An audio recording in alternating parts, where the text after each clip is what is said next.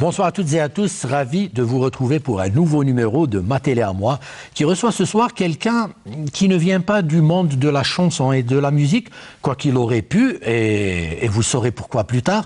Il n'est pas non plus un grand footballeur, quoi qu'il aurait pu l'être aussi, et comme il aurait pu avoir une grande carrière internationale dans les échecs, mais non, il a choisi une autre voie, celle du savoir, de la science et de la recherche. Il s'agit du professeur Abdeljalil Wahhabi. Professeur, bonsoir et merci d'avoir accepté notre invitation. Bonsoir et merci pour votre aimable invitation. Je vous en prie, c'est vraiment avec un plaisir et beaucoup de respect pour vous, puisque je rappelle, vous êtes un professeur de renommée internationale et je voudrais justement partager ce moment avec nos téléspectateurs et parler de vous, de votre réussite à travers un programme de télévision, comme cela se fait dans notre émission. Alors, professeur, c'est quoi comme titre? Parce que souvent, quand on parle de professeur en Algérie, on pense à la médecine, mais c'est quoi professeur? Alors, professeur, c'est le plus haut grade universitaire. On peut être professeur en médecine, bien sûr, oui, mais on peut être professeur en littérature, en droit, en ingénierie, en informatique, etc. Est-ce que c'est la même équivalence ici chez nous en Algérie quand on parle de professeur, puisque je rappelle que votre titre vous l'avez obtenu à l'étranger et pas en Algérie. Voilà. On ne peut pas parler d'équivalence parce que le mode d'obtention il est différent. Oui. Par exemple, je vous parlerai de la France parce que je connais très bien comment que ça se passe là-bas. Eh bien, pour être professeur, il faut déjà être maître de conférence auparavant, passer une habilitation à diriger des recherches, c'est-à-dire qu'on est apte à diriger et à encadrer des docteurs, des doctorants. Et après, il y a un concours. D'abord, il y a une qualification pour être professeur. Ensuite, il y a un concours ouvert au monde entier. C'est-à-dire n'importe quelle personne qui a les compétences pour être professeur peut postuler à ce concours. Et puis, bon, il y a un classement et le premier du concours aura le poste qui répond à un profil donné. Donc, voilà. En France, par exemple, le grade de professeur a beaucoup d'importance parce que le professeur est nommé par la suite par un décret du président de la République. Comme c'est le cas pour vous. Voilà. Voilà. Très bien. Alors, c'est quoi le domaine de Abdeljalil Wahhabi? Alors, mon domaine, c'est le traitement du signal. Alors, on peut me dire, qu'est-ce que c'est que le signal? Le signal, c'est le véhicule de l'information. Si on veut transmettre une information, on est obligé d'utiliser un signal. Et l'objectif, c'est d'extraire l'information utile. Si l'information, elle est perturbée, on essaie de la traiter afin de l'interpréter. Voilà, en gros, qu'est-ce que c'est? Alors, le signal, il peut être à une dimension, à deux dimensions, comme des images, des vidéos, etc. Alors je rappelle que le but aujourd'hui, c'est de vulgariser un peu la chose. Hein, pour les gens qui, comme moi, ne connaissent rien dans le traitement du signal. Et surtout, moi, ce qui me fascine le plus, c'est l'intelligence artificielle. Donc, il sera beaucoup question d'intelligence artificielle. Alors, très brièvement, parce qu'on en reparlera après, c'est quoi l'intelligence artificielle? Alors, l'intelligence artificielle, bon, c'est une intelligence, comme par définition, elle est artificielle, donc il y a une machine et on voudrait que la machine puisse reproduire le fonctionnement du cerveau. Voilà, brièvement, ce qu'on entend par intelligence artificielle. Je parlerai tout à l'heure, peut-être, je développerai plus cette idée, voilà.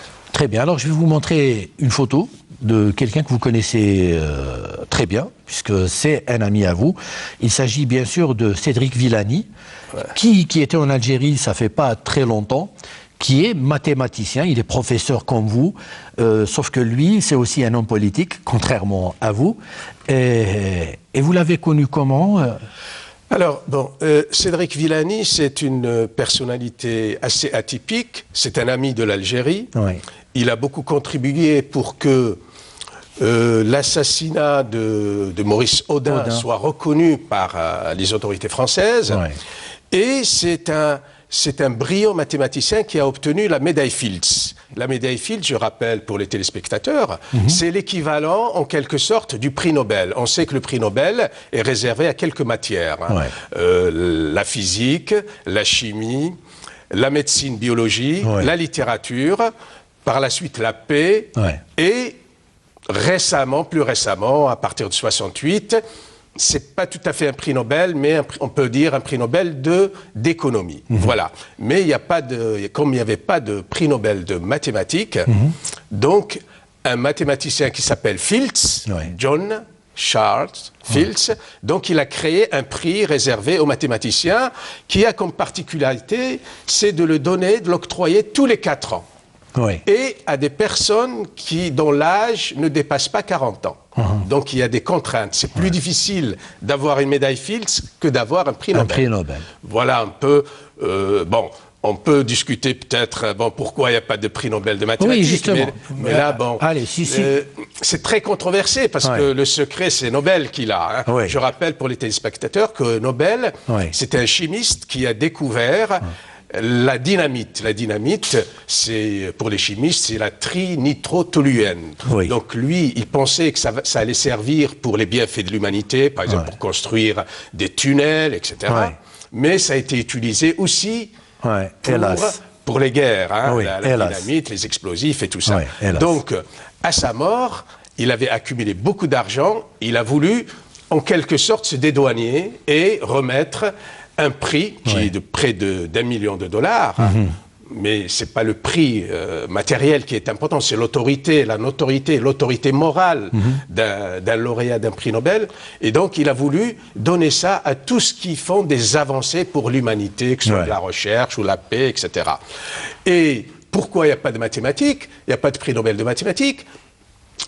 Il y a diverses écoles. Certains disent qu'il avait quelques problème avec un mathématicien suédois. D'autres disent que sa fiancée serait partie avec un mathématicien. Donc la vérité, on ne la connaît pas en réalité. Mais je pense que ça va dans ces sens-là. Voilà. Mais ça veut dire aussi... Ça veut dire aussi, effectivement. Ça veut dire qu'on peut être un grand scientifique. On reste un être humain. Il n'en demeure pas moins qu'on est humain, avec une faiblesse. Tout à fait. Tout à fait. C'est intéressant. Alors, vous m'aviez parlé de Cédric Villani, qui a justement contribué à ce que qu'il y ait des avancées en matière de... Oui, effectivement. D'intelligence artificielle Villani, en fait, il n'était pas... vous avez dit tout à l'heure... qu'il était un homme politique. Au départ, il n'était pas homme politique. C'est que récemment, on lui a proposé d'être député. Un choix, il est député. Alors, il a été chargé par le président de la République française de faire un rapport sur l'intelligence artificielle. Pourquoi? Parce que la France est en retard en intelligence artificielle. Les États-Unis sont très, très en avance et... Par la suite, il y a la Chine qui fait des avancées et un peu la Finlande et la France est en retard. Alors, Villani a proposé donc un rapport au président français et immédiatement après, 1,5 milliard d'euros ont été débloqués pour ce sujet. Ce qui démontre l'intérêt actuel. Et justement, mon message, c'est dire qu'on est en train de vivre une révolution de l'intelligence artificielle. Et cette révolution, elle est, en ce qui me concerne, je la vois au même titre que la révolution industrielle du 19e siècle. Et donc, il importe pour nous également de s'y intéresser, parce qu'on peut le faire. Des compétences existent en Algérie. Et les investissements pour cela ne sont pas énormes. Il suffit d'avoir de l'intelligence humaine et des machines informatiques. C'est-à-dire que c'est beaucoup plus simple que si on se lançait dans la construction des avions ou la construction des centrales nucléaires, etc. Très bien, on en reparlera, en tout cas c'est très passionnant. Mais moi je voudrais d'abord que nos téléspectateurs découvrent qui est le professeur Abdeljalil Wahabi. Et du coup je me suis permis de fouiner un peu dans votre enfance, dans votre vie. Et pour parler d'Abdeljalil Wahabi, il y a un programme, vous avez choisi de le démarrer avec une chanson qui revient souvent. On me réclame souvent la chanson de Ahmed Harachi Ya Rayah. J'aurais voulu que vous fassiez un autre choix, mais bon, c'est très justifié dans votre cas et les gens sauront pourquoi. Donc on va écouter un extrait de la chanson Ya Rayah de Ahmed Harachi. Après, il nous dira pourquoi il a choisi cette chanson. On écoute.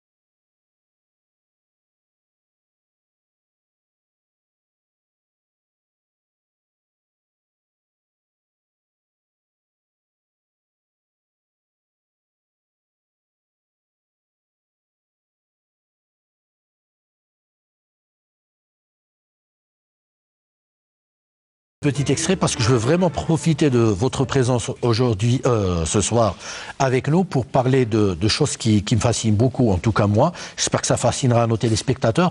Alors, je pense que Dahman El-Harachi, c'est un choix du cœur, vu que vous êtes un enfant d'El Harrach. Vous y êtes né, je crois. Vous y vivez toujours, à part, bien sûr, lorsque vous êtes à l'étranger. C'est peut-être pour ça que vous avez choisi. Bon, pour deux choses en réalité, c'est pas seulement ça. Ouais. Bien sûr, je suis natif d'El Harrach.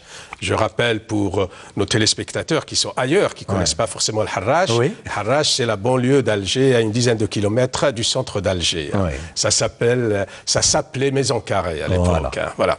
Donc, je suis natif de cette banlieue, mais aussi c'est le sens la chanson. les termes qui sont utilisés, les paroles de cette chanson. Il y a raïh. Hein, lorsqu'on part, on finit par revenir. Voilà. Et ça, c'est mon cas. C'est mon cas. Je suis sur le retour en Algérie. Oui, je sais que vous préparez votre retour en Algérie et on en parlera bien sûr tout à l'heure. Alors, moi, je suis un peu curieux. Un mot sur votre enfance? Alors, moi, je suis issu d'une famille très modeste.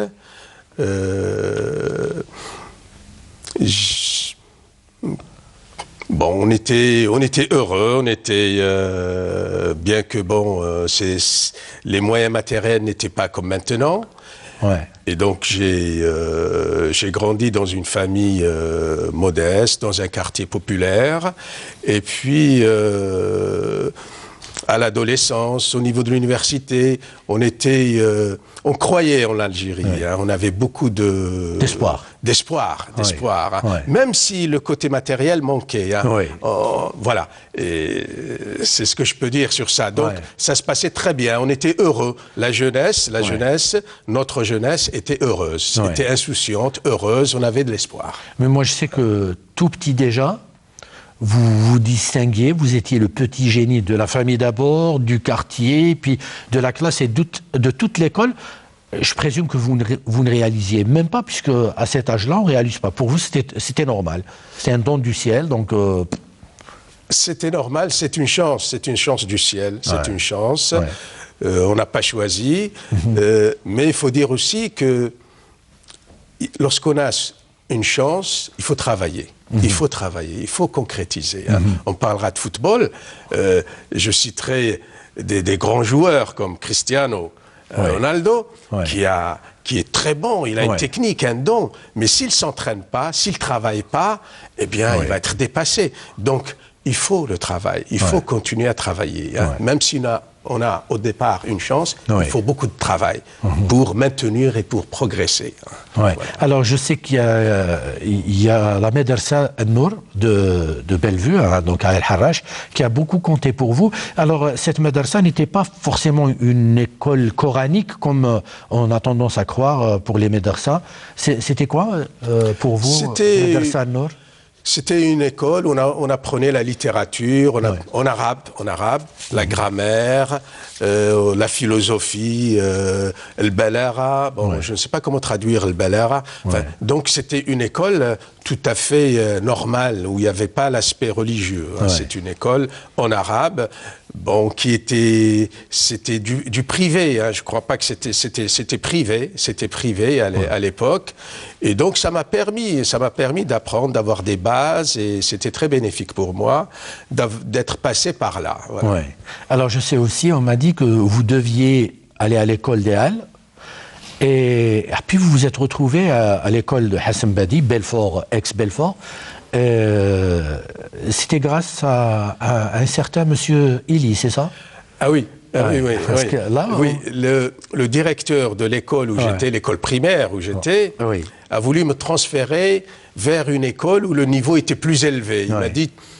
Il m'a dit que je serais mieux là-bas que rester dans une école où il a sa propre école, où le niveau était un peu plus moyen. Donc oui, c'était... Et ça, effectivement, lorsque j'y pense, c'est un acte, disons, généreux de sa part. Il était altruiste, c'est pas quelqu'un qui veut garder à tout prix...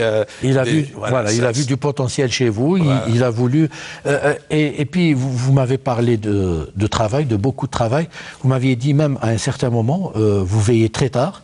Et votre maman avait peur pour vous parce qu'à l'époque, on disait c'est-à-dire il peut péter un câble juste parce que... Oui, ça c'était lorsque je voulais passer le baccalauréat, avant d'être en 3e année secondaire, c'est-à-dire la terminale. Je l'ai passé en classe de première, c'est-à-dire la 2e année secondaire. Et donc j'ai beaucoup travaillé et puis je l'ai obtenu, j'ai obtenu mon baccalauréat une année avant mes camarades de classe. Voilà. J'ai préparé le programme tout seul. Donc j'ai dû travailler dur et puis bon, j'ai obtenu le bac scientifique. Et votre maman, la pauvre, elle se faisait des soucis? Oui, elle se faisait des soucis parce qu'il y avait une croyance que si on travaillait beaucoup, bon, on risque de... de péter un câble. Alors, vous travaillez beaucoup, mais moi, je me suis informé comme ça auprès de vos amis d'antan et tout. Ils m'ont dit, ben, c'était quelqu'un qui jouait tout le temps avec nous, qui traînait beaucoup avec nous, et qui jouait au football, qui jouait à beaucoup de choses. Et moi, donc, j'ai envie de parler de ça, parce qu'on a des clichés sur vous, on vous prend pour des rbachines, comme on dit, hein, vous êtes dans une sphère complètement fermée et tout. Alors, avant de parler de ça, j'ai envie de vous montrer une séquence. Alors, vous vouliez voir une séquence du match Algérie-RFA, du Mondial 82, mais comme on en a déjà parlé avec d'autres invités, moi j'ai voulu donner la chance à une autre séquence, et je vous dirai pourquoi, parce qu'il y a 2 joueurs avec qui vous avez joué. On regarde la séquence et on revient juste après. Donc Algérie, Irlande du Nord, c'était en 1986 à Mexico. On regarde. Efectuarse en este estadio 3 de marzo. Un especial saludo de bienvenida para los funcionarios y jugadores de ambos equipos, así como de la terna de árbitros. A continuación, comunicamos a ustedes la alineación de los equipos. En primer lugar, por el equipo de Argelia, Larbi El Hadi con el número 21, Medhadi Abdellah con el número 5, Mansouri Fassi con el número 16. المكسيك عن بعد حوالي 420 كيلومتر عن العاصمة مكسيكو، والحكم يحتسب خطأ ضد منصوري لصالح رقم 7 ستيفن بيني. الفريقين المنتخب الوطني الجزائري ببذلة حمراء على الشاشة وإيرلندا الشمالية. وورتينغتون قذفة قوية وهدف. هدف خادع الدفاع والحارس لأن الكرة اصطدمت، وهذه الإعادة اصطدمت باللاعبين ودخلت للشبكة. الجمهور المكسيكي الغفير اللي يشجع في المنتخب الوطني يآزر فيه إلى جانب الجمهور البرازيلي، بينما انطلاقة من زيدان وماجر يضيع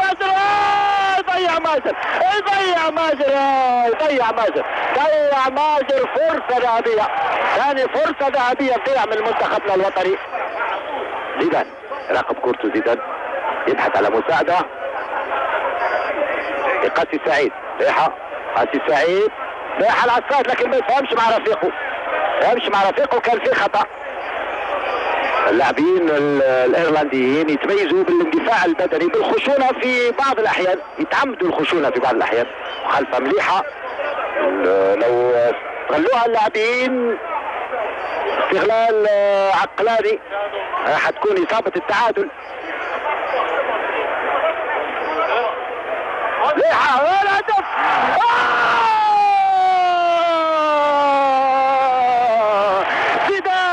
زيدان يا سلام زيدان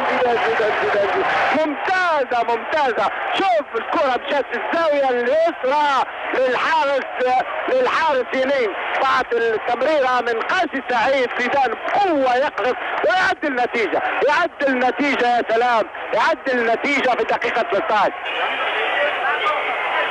اللومي قاسي سعيد، وتتجسد الخطة نتاع المدرب الوطني، الخطة الدفاعية، خطة المحافظة على النتيجة. والحكم السوفيتي بوتينكو يعلن على نهاية المقابلة، يعلن على نهاية هذه المقابلة بالتعادل الهدف الاول كان سجل في الدقيقه السادسه من المقابله عن طريق وايت سايد على اثر مخالفه من 25 متر، والهدف الجزائري تسجل عن طريق مخالفه كذلك نفذها. Voilà. Alors, c'est un match qui s'est terminé par un nul, un but partout. Et le but était marqué par Jamel Zidane, avec qui vous aviez joué, lui et Gundouz. C'est pour ça que j'ai fait exprès de montrer la liste des joueurs, des 11 titulaires. Et il y avait Gundouz et Jamel Zidane. Oui. Gundouz, il était à l'époque, lorsque j'étais cadet, puis junior première année, puis j'ai arrêté. Oui. Lui, il était junior troisième année à Al-Harrach, voilà. à l'USMMC, ça s'appelle Maison Carrée. C'était l'Union sportive des musulmans de Maison Carrée. Maison Carrée. Voilà. Maintenant, l'USMH. Voilà. Par contre, pour Zidane, Zidane, bon, je dis aux téléspectateurs qu'il n'a pas de lien de parenté avec Zinedine Zidane. Oui. Hein. Oui. Donc, lui, j'ai pas joué avec lui, mais contre lui. Contre lui, lorsqu'il était junior. Il était junior troisième année. Et je me souviens plus du score, mais ils nous ont bien battus. Hein. Ils étaient très forts. Ils étaient très forts. Ouais. Et là, bon, c'est bien de montrer, bon, cette équipe nationale, 82, mais 86 aussi, c'était valable. Ouais. Il y avait des joueurs très brillants. Hein. Ouais. Il y a Dahleb, je ne crois pas qu'il ait joué en 86, mais en 82, il a joué. Dahleb qui a laissé une histoire au Paris Saint-Germain. Au Paris Saint-Germain. Et en tant que buteur, il a été, son record n'a été, je crois, égalé que récemment par Ibrahimovic, je crois. Ouais. Et donc, c'était quelqu'un qui a laissé une histoire. Ouais. Un joueur comme Belloumi, c'est un puriste, un artiste. Ouais. Un joueur comme Assad, qui est pour moi, c'est un étalon. C'est un dribbleur, des tirs très puissants. Madjer, qui est aussi un dribbleur. Il a cette spontanéité, cette explosion lorsqu'il a marqué le premier but de... on a vu comment il a été vers l'avant. Donc, c'est quelqu'un de très actif. Donc on avait une équipe qui est très bonne. Et en 82, bien sûr, en 86, il y a eu Gundouz, Mansouri, Zidane, Belloumi, etc. Donc c'est une brillante. Et puis c'est un petit rappel, c'est un souvenir. Alors, juste pour l'anecdote, puisque vous aviez dit qu'il n'y avait pas de lien de parenté avec Zinedine Zidane, moi j'ai eu la chance de recevoir Jamel Zidane. Je lui ai posé la question. Alors il paraît que quand Zinedine Zidane était jeune, il se faisait passer pour un neveu de Jamel Zidane. Et il me l'a confirmé très gentiment et très modestement. Et il m'avait dit même qu'il lui avait offert son maillot tout petit. Et il était très fier de porter le même nom que Jamel Zidane. Après, il a eu la carrière qu'on lui connaît. Alors, en plus du football, il y avait aussi la musique, puisque vous jouiez à la guitare, vous étiez soliste au sein d'un groupe au lycée Abba Ramdan d'Al-Harrach. Oui, on avait le groupe du lycée, et puis bon, on jouait pour organiser des fêtes, les fêtes de remise des prix, à diverses occasions, le Mouloud, etc. Donc bon, on jouait pour nous et j'aimais bien la musique. La musique à l'époque, bon, c'était la musique pop, occidentale. Bon, c'était ça, les jeunes, ils étaient très branchés de ce côté-là.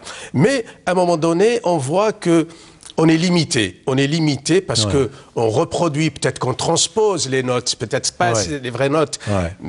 Mais bon, la mélodie, c'est ça. Mais on voit qu'on est limité. Et par la suite, je voulais un peu progresser un peu plus. J'ai dû m'inscrire pour faire le conservatoire. Le conservatoire, c'était à l'époque, c'était du côté de la place Emir Abdelkader, il y a un immeuble, c'était chez des privés. Je me souviens, c'était une vieille dame, une Française, qui nous apprenait le solfège, la mesure, battre la mesure, etc. Et donc, il fallait passer par là. Mais tout ça, ça reste sur un plan purement amateur.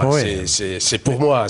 Mais ce qui est bien... J'avais aucune prétention sur ce sujet-là. Ce qui est bien chez vous, professeur, c'est que même quand il s'agit de musique, vous voulez faire les choses convenablement. Il fallait étudier aussi la musique. Il fallait apprendre. Il fallait apprendre la musique. Parce que lorsqu'on a des bases de musique, lorsque j'entends ou j'écoute une chanson, une musique, j'essaie de décrypter les différents instruments. Parce qu'on a cette oreille, on sait ce que joue le bassiste, ce que joue le pianiste, ce qu'il est en train de faire, etc. Et ça, c'est très intéressant de pouvoir bien comprendre et puis profiter de la qualité d'une musique. Alors mes recherches m'ont dit aussi que vous couriez beaucoup. Vous aimez courir? Oui. Hein, vous courez comme ça Oui, alors bon, je participais à beaucoup d'Open. Les Open, c'est ouvert au public. Au public, oui. Au public. Et le dernier Open ici auquel j'ai participé en Algérie, c'est 1991. Le départ, il s'est effectué à Maqam Shahid. Et l'arrivée, c'était à Ain Bnian, stade de Ain Bnian. Ouais. Et dans mon bureau en France, j'ai la photo d'un journal algérien, et où on me montrait. Et puis, celui qui a donné le départ, c'est un personnage très, très respecté dans le monde. C'est Nelson Mandela. C'est lui qui a donné le départ pour cette Open, cette course, qui faisait à peu près 21 km et demi. Et puis, en France, j'ai continué à courir. Et l'université, par exemple, l'université à Tours, sponsorise tous les étudiants et le personnel, qu'ils soient enseignants ou non enseignants, pour courir, participer. Il y a un marathon de Tours. J'ai souvent participé. Malheureusement, ces dernières années, j'ai un peu levé le pied parce que je voyage beaucoup, je viens beaucoup en Algérie, etc. Et bon, lorsqu'on fait du sport et on arrête, on prend quelques kilos, quelques petits kilos, et donc il faudrait reprendre. Il faut reprendre le sport. Le sport, c'est la santé. Et ça me rappelle quand on était petit, on nous disait tout le temps, l'aql salim fil jism salim, je crois qu'un esprit sain dans un corps sain. Tout à fait. Donc c'est important aussi. Alors je sais aussi que vous jouiez beaucoup aux échecs. Oui. Oui, les échecs. C'est un autre sport, on va dire, un sport cérébral. Et effectivement, j'ai joué aux échecs, j'ai joué à l'Harrach. J'avais une équipe, on m'a chargé de gérer une équipe, mais en tant que joueur. Et puis j'ai joué à la Sonatrach, ici à Alger. Et par la suite, j'ai continué en France, j'ai participé à des Open internationaux, j'étais classé par la Fédération internationale, et on appelle ça Elo, le nombre de points, j'étais à peu près à 2000. 2000, bon, j'ai pas atteint le niveau de maître international. C'était un peu candidat maître, si on peut dire, voilà. Mais depuis, j'ai arrêté. Pour quelle raison? Parce que ça prend du temps. Il faut s'entraîner. Lorsqu'on atteint un niveau de participation à des compétitions internationales, il faut s'entraîner quotidiennement 3-4 heures. Et je pouvais pas faire tout ça, mais ça m'a apporté quelque chose. Ça m'a apporté de la réflexion, de la combinaison. Aussi, ce que j'ai appris, il faut jamais sous-estimer l'adversaire. Il faut jamais dire que la partie est gagnée. Il faut aller jusqu'au bout. Très bien. Ça, c'est ce que j'ai retenu des échecs. Et je sais que vous avez plusieurs trophées dans votre bureau.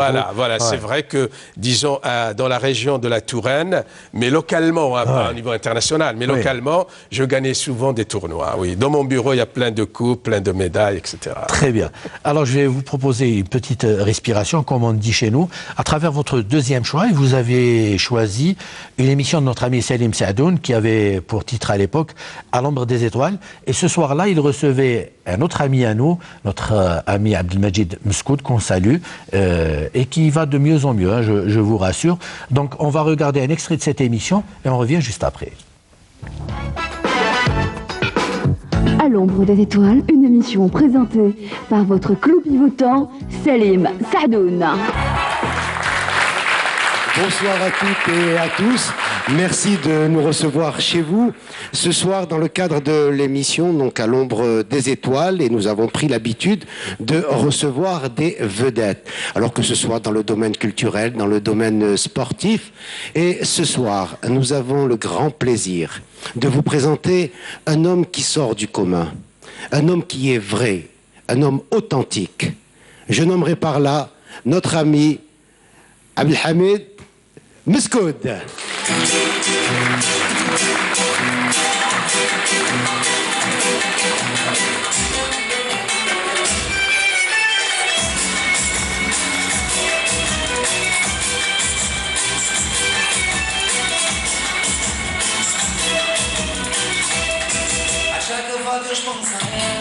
Alors, volontairement, j'ai déformé votre nom. Malèche, c'est pas méchant. Alors, amis téléspectateurs, à la fin de l'émission, vous saurez pourquoi je l'ai appelé Abdelhamid Mskoud. Alors que c'est Abdelmajid Mskoud. Alors, j'expliquerai à la fin de l'émission. D'accord? C'est un pacte entre nous. Très bien, il n'y a pas de mal. Très bien. Pas de mal. قولوا لي يا سامعين ريحة البهجاوين قولوا لي يا سامعين ريحة البهجاوين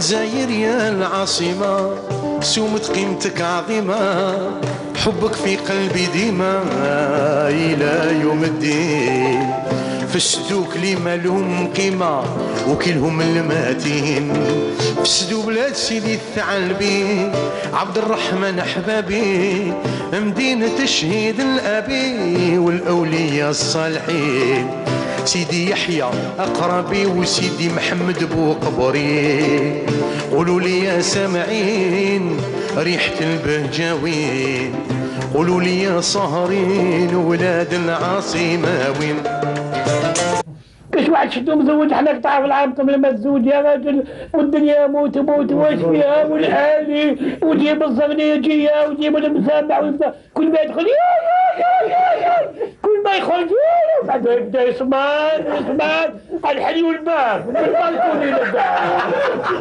بابا باهين شنو هو الدخيل هاي بولات العشاء هاي الزبيدة جاية الله تمشي وتدحدح.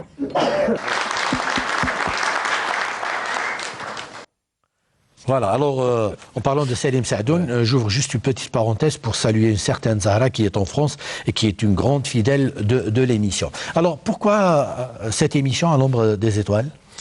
Moi j'ai trouvé que c'était une émission assez innovante. Ouais. Et puis il y a une certaine fraîcheur, ouais. C'est décontracté, ouais. Et c'est ça. Donc il y a... je crois que, je ne connais pas personnellement Selim Sadoun, hein, ouais. Mais je crois qu'il a fait des choses assez nouvelles pour la télévision algérienne. Et je rappelle que, étant à l'étranger, vous regardez beaucoup les programmes algériens. Eh bien, ça, je ne suis pas le seul. Ouais. Pour dire la vérité, oui. Entre nous, souvent ici, les gens regardent, lorsqu'ils sont obligés, peut-être ils regardent certaines émissions, il faut un choix. Et sinon, ils sont branchés ailleurs. Oui. Mais lorsqu'on a été à l'étranger, on veut un lien avec l'Algérie. Et donc, c'est à travers la télévision. Et c'est pour ça que tout à l'heure, j'ai expliqué où se trouve Al-Harrach, Maison Carrée. Parce que peut-être des anciens ne se souviennent pas. Oui, c'est vrai. Et donc, c'est important de penser à expliquer certaines choses à des gens qui sont là-bas. Parce que non seulement eux, mais leurs enfants également. Leurs enfants, ils essaient d'initier leurs enfants à un lien avec l'Algérie à travers la télévision. Et donc, on regarde beaucoup ça et j'ai beaucoup apprécié cette fraîcheur, cette nouveauté, une télévision décontractée comme ici hein, aussi. Merci beaucoup. Ce que vous faites aussi. Tant mieux. En tout cas, l'émission justement a pour but de rendre hommage à ces gens-là qui ont innové, qui ont essayé de faire des choses à la télévision algérienne, au grand bonheur des téléspectateurs, notamment ceux qui sont établis à l'étranger.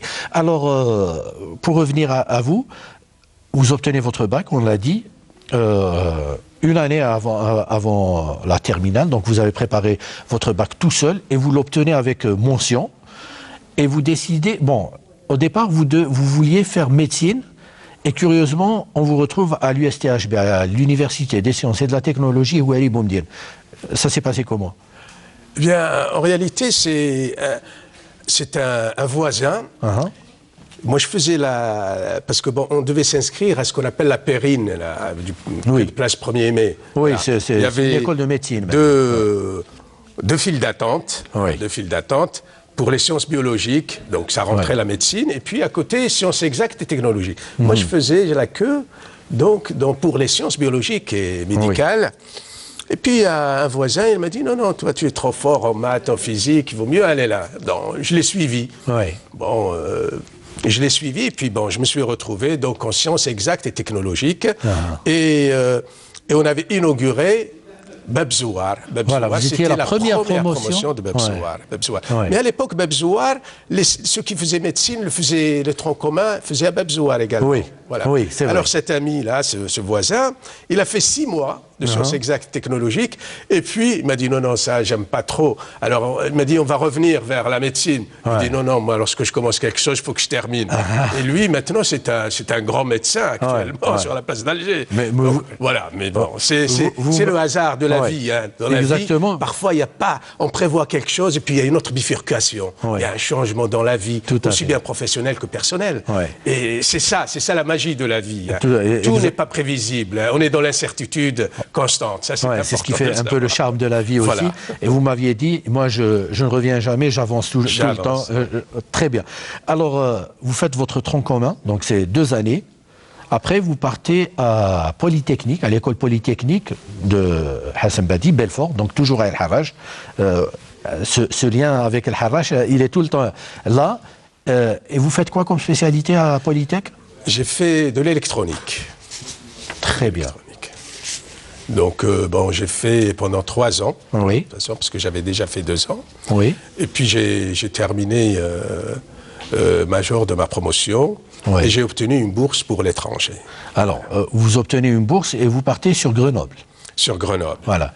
Grenoble qui était une école prestigieuse, hein, puisque vous m'avez dit qu'elle fait partie du top 5 des écoles d'ingénieurs. Tout à fait, tout à fait. Donc c'était pas évident hein, d'arracher sa place. Tout à fait, tout à fait. Et ça se passe comment à Grenoble alors?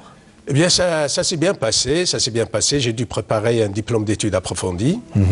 Et un de mes camarades de classe, il est maintenant membre de l'Académie des sciences en France. On a terminé ex aequo pour le classement de diplôme d'études approfondies, le DEA. Et par la suite, j'ai entamé sur un doctorat que j'ai terminé en 2 ans et demi. Voilà. Oui, alors c'est ce qui est fabuleux parce que doctorat, c'est souvent 8 années, 10 années. Vous, c'est à peine 2 ans et demi. Oui, parce qu'on était... Bon, il y a le travail qui a été fait, mais c'était dans le cadre d'un projet, hein, parce que faire un doctorat, ce n'est pas un doctorat dans les nuages. Il est lié à un travail en contrat avec l'industrie, généralement. Donc, on avait un contrat avec l'industrie. Ici, c'était la marine française. Et donc, j'ai dû terminer avant terme le travail. Et donc, le travail étant bouclé, il fallait soutenir, voilà. Très bien. Alors, vous m'aviez parlé justement de quelque chose de très important, on en parle souvent, mais on ne voit pas vraiment la chose venir. C'est ces liens qu'on devrait créer entre le monde de l'université et le monde de l'entreprise ou de l'industrie. Vous m'aviez dit qu'à l'étranger, il y a des industriels qui sont à part entière membres des conseils dans des universités. C'est dire l'importance, justement. Oui, le développement d'un pays doit passer nécessairement par une collaboration très étroite entre l'industrie et l'université. Alors, comment créer ce lien, un lien fort? Parce que, bon, en Algérie, moi j'ai discuté avec des collègues, bon, pour eux, l'industriel, il n'a pas un niveau scientifique suffisant, à tort, hein, à tort. Et l'industriel, il pense que l'universitaire, il est dans les nuages, avec des équations mathématiques, et il n'y a pas de lien. Alors, le lien, comment il est fait ailleurs, hein, dans tous les pays, hein, dans tous les pays développés, il faut inviter l'industriel. L'inviter, pourquoi? Pour faire déjà le programme. Pourquoi on fait cette spécialité? C'est une demande des industriels. Il dit, j'ai besoin, d'ici 2, 3 ans, 5 ans, j'ai besoin de telle spécialité. Il me faut, par exemple, des ingénieurs ou des masters dans telle discipline.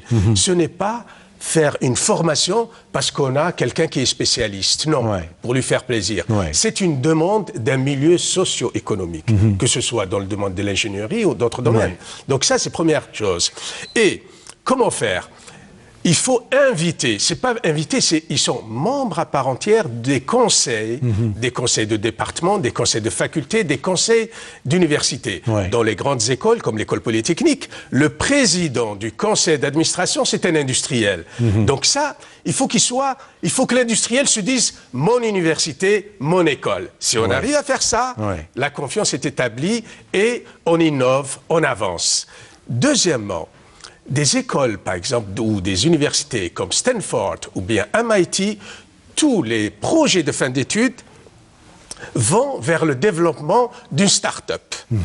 Et c'est le nombre d'entreprises créées par l'université qui donne la valeur et qui classe l'université dans le monde. Ça, c'est très important. Il n'y a pas de honte qu'un professeur crée une entreprise. Naturellement, une entreprise innovante avec des produits technologiques. Tout à fait. Il ne crée pas une entreprise de commerce. Tout à fait. Hein, d'accord. Tout à fait. Donc, Tout à fait. et c'est comme ça que l'économie puisse progresser. Donc, un lien et puis permettre à des étudiants, leur donner les moyens pour créer des entreprises. Ça crée de l'emploi, ça enrichit le pays, ça améliore l'économie par ce lien que c'est pas nouveau, ça existe dans le monde. Pourquoi on l'applique pas? On peut l'appliquer. D'autre part, par exemple, pour la France, il y a une taxe que toutes les entreprises qui ont un certain chiffre d'affaires doivent verser aux universités, obligatoire. Par exemple, je vous donne un exemple, une école d'ingénieurs, plus de la moitié de son budget vient du monde industriel. Ça, ce n'est pas lié à la recherche. Hein. Par exemple, je donne bon, je ne vais pas donner des noms d'entreprises, mais toutes les entreprises, par exemple, une entreprise X donne, par exemple, telle université, lui donne, par exemple, 20% de sa taxe, l'autre 30%, elle donne 30% de sa taxe à une autre université, etc. Et donc, on récupère cette taxe, et on avance, on travaille avec les entreprises, etc. Donc, je pense qu'il faut revoir sérieusement le lien. Il ne faut pas voir l'industriel parce qu'on a besoin de lui. Non, il faut travailler avec lui. C'est son université, ça appartient à tout le monde. Voilà. C'est une relation gagnant-gagnant, en fait. Et c'est pour ça qu'on a un problème d'inadéquation entre l'offre et la demande en matière d'emploi chez nous. On forme des gens qui ne trouvent pas de débouchés après. Parce qu'il n'y a pas de demande, parce qu'il n'y a pas un besoin. Et puis l'industriel, peut-être qu'il n'a pas besoin de ce profil-là. Tout à fait. Alors, il faut aller très vite puisque le temps file. On va revenir à l'intelligence artificielle. Alors, c'est quoi au juste l'intelligence artificielle et quel est son domaine d'action, hein? On la retrouve où? Alors, l'intelligence artificielle, donc je l'ai dit tout à l'heure, on cherche à reproduire le fonctionnement du cerveau, à donner ça à une machine. Alors, l'intelligence artificielle, c'est pas nouveau. Hein. Dans les fins des années 50, déjà, on parlait d'intelligence artificielle. Il y a eu une explosion de l'intelligence artificielle à partir des années 90 et on appelle ça le machine learning. Machine learning est une traduction qui n'est pas vraiment très fidèle, c'est l'apprentissage automatique. Et dans les années... À partir des années 2010 et surtout 2015, on est passé au deep learning. Le deep learning, c'est un apprentissage profond ou approfondi. Et là, on utilise une technique, un logiciel fondé sur ce qu'on appelle les réseaux de neurones artificiels. Alors, pour les téléspectateurs, un neurone, c'est une cellule nerveuse. Donc, on essaie de reproduire, et ces neurones, on les retrouve beaucoup dans le cerveau, mais on les retrouve dans d'autres organes également. Donc, on essaie de reproduire ça avec cette technique des réseaux de neurones. Les réseaux de neurones, ça existe depuis pas mal de temps. Alors, elle a connu un engouement, et puis ça a été dépassé avec d'autres techniques, et maintenant, avec le deep learning, on fait des réseaux de neurones, un réseau avec plusieurs couches, et on arrive, la machine, on lui donne plus des critères, des caractéristiques pour décider. Par exemple, on lui donne des images. La machine, actuellement, elle peut dire le contenu de l'image. Non seulement reconnaître ce que représente l'image, par exemple un véhicule, mais le contenu. Et là, c'est la nouveauté. Et donc, c'est pour ça que je parle de révolution. Alors, comment ça fonctionne? Brièvement, c'est le même fonctionnement que pour un enfant. Un enfant, on ne lui apprend pas une voiture, elle a 4 roues, elle a 4 portes, elle a ceci. Non. On lui dit, voilà, c'est un véhicule, etc. Et puis, il enregistre ça et après, il peut reconnaître. Eh bien, la machine, c'est comme ça. On lui fait un apprentissage avec un volume d'informations très très élevé, c'est le domaine, ce qu'on appelle, il y a un terme, un mot générique, un mot-clé, Big Data. Et donc, il y a un apprentissage très profond avec ça, et après la machine devient très intelligente. Alors les applications, brièvement, on a l'application, par exemple, du véhicule autonome, qui est bien sûr un véhicule électrique, le véhicule autonome de Google. Et puis il y a voilà le principe là, vous le voyez là, on a des capteurs partout, donc le véhicule autonome peut reconnaître si c'est un piéton, si c'est un véhicule, une pancarte, etc. Donc ça c'est très important. Il y a beaucoup de développement de véhicules autonomes maintenant avec Tesla, avec d'autres marques qui sont liées avec Google. Et les entreprises, les stars des entreprises qui sont dans ce domaine de l'intelligence artificielle, deep learning, on a les Facebook, on a Amazon, on a Google, Apple et Microsoft. C'est les géants dans le monde. Hein, dans le monde. Donc d'autres applications, c'est le médical et l'imagerie médicale. Alors, avant le début de l'intelligence artificielle, c'était l'imagerie, c'est une aide à la décision avec l'intelligence artificielle. Maintenant, ça a dépassé l'aide. Actuellement, ça a été prouvé, il y a eu des expériences où le diagnostic automatisé par le deep learning dépasse de loin le diagnostic par les humains. Parce que c'est plus rapide. On peut, un grand nombre d'informations sont traitées très rapidement. Et semble-t-il, on peut détecter l'Alzheimer 6 ans avant son apparition et sa reconnaissance par l'être humain. Donc il y a des avancées extraordinaires. Et moi j'insiste sur ça, il faut que nos collègues ici puissent se mettre dans ce domaine-là, et les industriels également. Parce qu'il y a une révolution, il y a un train à prendre, il ne faut pas le rater. Voilà brièvement. Waouh. En tout cas, on reviendra justement pour conclure sur ça. Après le doctorat, vous revenez en Algérie, et vous y restez 10-11 ans. Ça s'est passé comment, votre retour en Algérie? Alors, le retour, il était difficile sur un plan matériel, mais il y avait beaucoup de choses à développer. Hein. J'ai participé, j'ai développé, par exemple, le premier programme de traitement de signal, je l'ai proposé. J'avais les premiers bouquins, les premiers ouvrages. Babzouar, toujours. Babzouar, oui. Les premiers ouvrages de traitement de signal. Maintenant, je rencontre des gens qui me disent « Oui, j'ai lu votre livre et tout ça ». Moi, je suis gêné parce que le livre, il était fait avec les moyens du bord, parce que c'est pas un excellent livre. Bon, mais quand même, c'était un début. Donc, les premiers livres, c'était à l'OPU. C'était l'OPU, hein, c'était... L'Office des publications universitaires. Voilà, l'Office des publications universitaires. Donc, j'avais fait ça. Et bon, maintenant, les livres que je fais, c'est dans les plus grandes maisons d'édition, comme Wiley. Ça, en anglais, c'est la plus grande. C'est une maison d'édition américaine. On peut les retrouver. Même il y a un livre qui sort en 2019 sur l'imagerie médicale, justement. Et puis, d'autres livres en France, comme Hermès Lavoisier, etc. Donc, le retour était difficile, mais il y avait un challenge à relever. Et donc, on m'a proposé aussi de créer un laboratoire. C'est ce que j'ai fait. On m'a élu à l'époque doyen ou directeur de l'Institut. Bon, c'est ce que j'ai fait. Et en 1994, on connaît la situation en Algérie, j'arrivais pas à exercer pleinement ma fonction, mes fonctions. Et donc, il fallait repartir. Surtout après le décès du recteur Djbaili, et là, le ministère a proposé à plusieurs personnes de prendre le rectorat, dont moi, mais beaucoup de gens ont refusé. Bon, mais la vie continue. La vie continue. Et donc là, j'ai dû repartir à l'étranger. Voilà, vous repartez sur Grenoble, mais vous vous retrouvez à l'université, c'était à Le Mans. Le Mans, du Maine, oui. Ouais, pour j'ai été professeur invité. Professeur invité. Alors c'est quoi professeur invité, très rapidement? Professeur invité, c'est un professeur qui n'est pas nommé, mais il est sur une période limitée, par exemple une année. Et pour être professeur, il faut postuler au concours. Et ce qui est intéressant de le dire, c'est le nombre de professeurs dans une université. Il y a un ratio. Ce qui ne se fait pas ici. C'est-à-dire qu'il y a 20% de professeurs seulement. C'est pas tout le monde qui devient professeur parce que, sinon, qui fera les TD, qui fera les TP. D'accord. Il y a 20% de professeurs.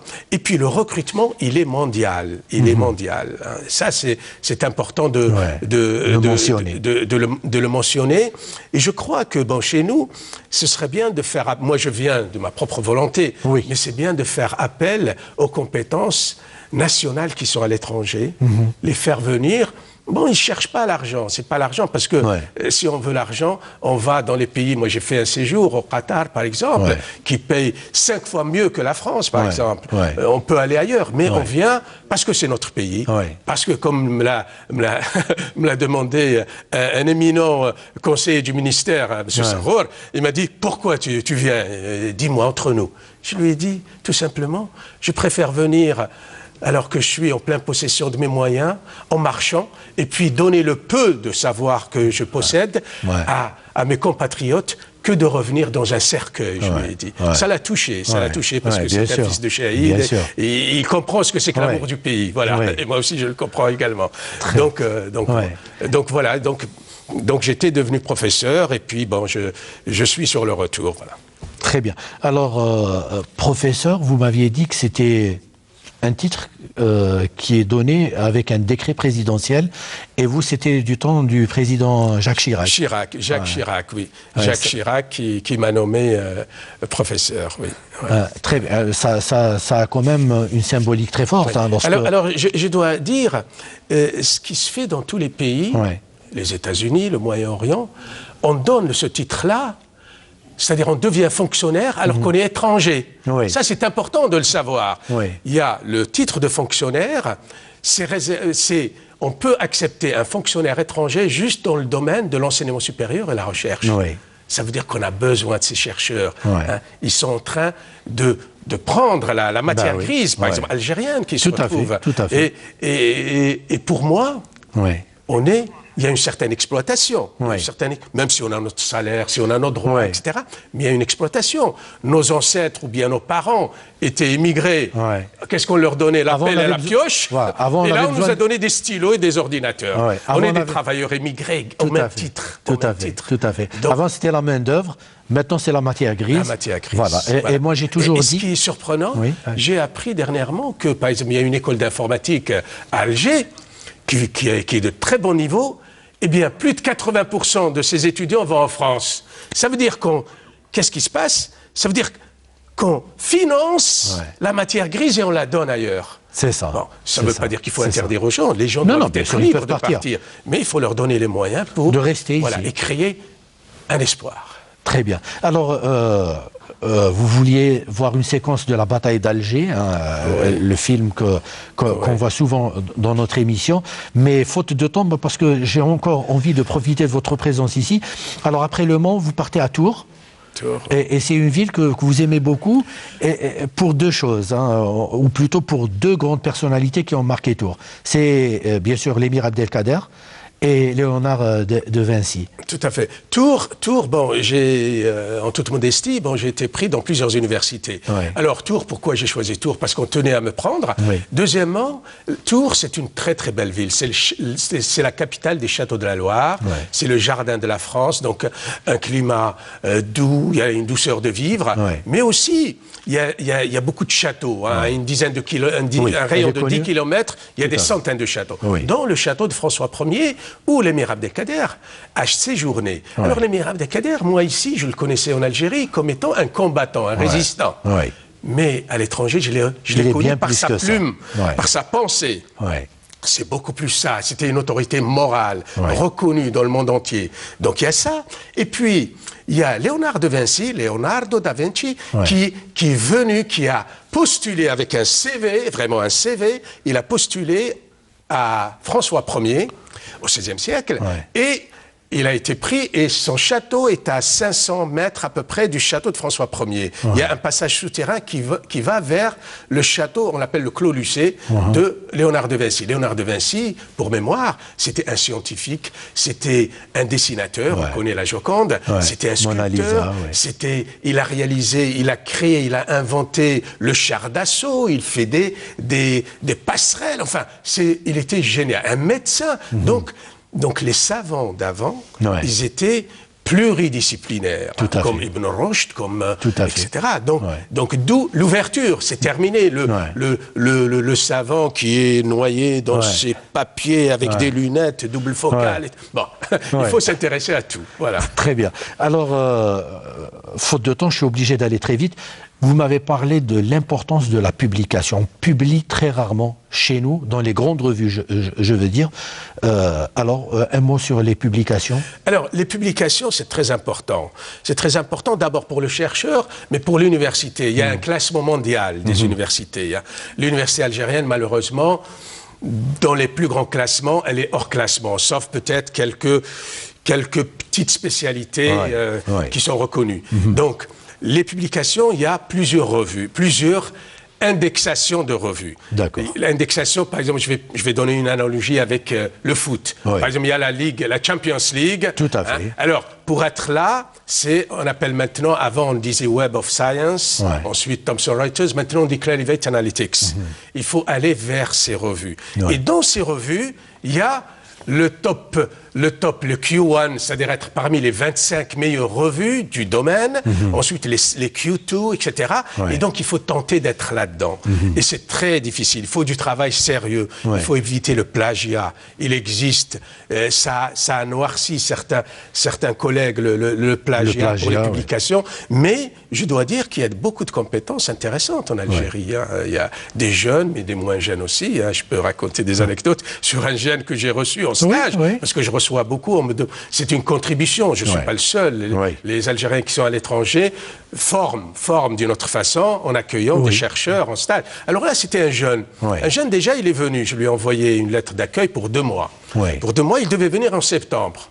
Et puis, je n'ai pas eu de retour, je ne sais pas, pour moi, il n'est pas venu. Et puis, je le vois en novembre, il me téléphone. Ah oui, je suis là, il était là. Il aurait dû ne pas me trouver, c'est par hasard. Oui, puisque vous voyagez beaucoup. Voilà. Donc, je l'accueille. Bon, il était habillé de façon très modeste, un sac à dos un peu, il était un peu comme ça, rabougri, un peu.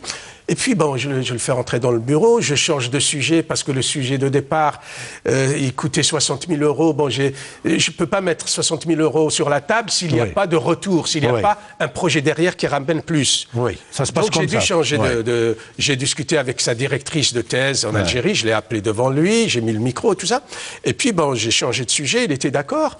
Et puis, je lui pose une question. Pourquoi il veut faire un doctorat? Bon, il ne savait pas. Il me dit, c'est normal, c'est comme ça. Bon, je lui ai expliqué qu'un doctorat, c'est pas pour travailler dans la vie de tous les jours, c'est pour faire de l'enseignement et de la recherche, un doctorat. C'est pas un super diplôme. Tout à fait. Parce que on peut être ingénieur, les plus grands chefs d'entreprise. Ils sont ingénieurs. Ils sont ingénieurs. Et les PDG, ils ont des salaires 100 fois supérieurs à celui d'un professeur d'université. D'accord. Donc, je lui ai expliqué ça. Et puis, je l'ai ramené au labo, je l'ai présenté aux collègues qui lui ont réexpliqué le sujet. Et je me dis, ça va être la catastrophe, ça. Parce que, bon, il parlait pas. Au bout d'une semaine, ils sont venus me voir. Tu as ramené ce doctorant d'où, etc. Alors je l'ai dit, bon, moi je me dis, qu'est-ce qu'il a fait? Ça va ils étaient surpris. Un travail de 2 mois, il l'a fait en 1 semaine. Il était très brillant. C'est un étudiant qui a fait l'école polytechnique et qui se retrouve doctorant à Borj Bouarerich. Donc on a des compétences. Il y a du potentiel. Il y a du potentiel. Donc moi je crois en notre communauté, en la jeunesse, en l'Algérie.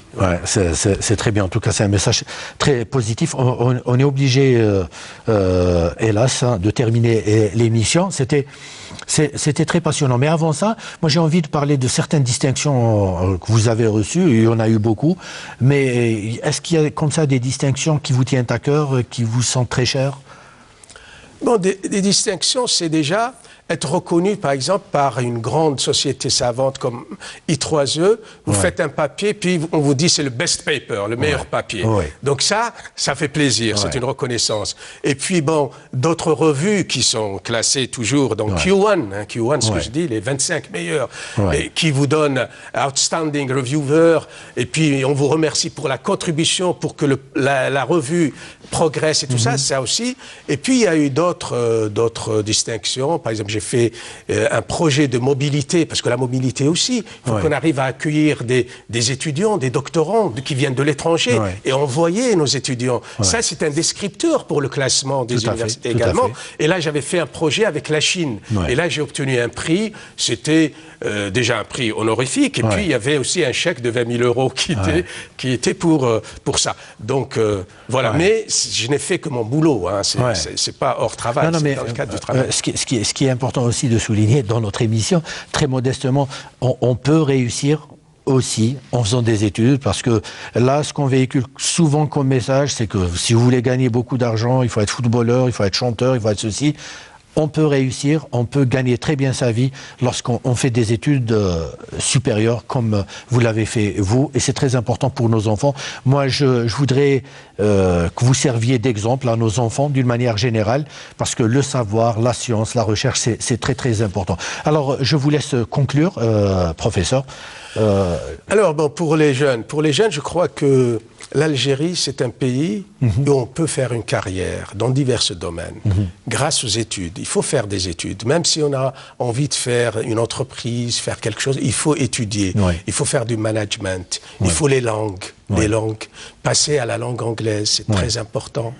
Et je crois qu'on a un potentiel en Algérie, il existe. Il faut que ce potentiel puisse s'exprimer, donner des moyens, un environnement, une maintenance. On fait quelque chose de nouveau, sachez qu'au bout de quelques années, il va se détériorer. Il faut derrière le rénover. Tout à fait. Il faut un suivi. Il ne faut pas laisser tomber les choses.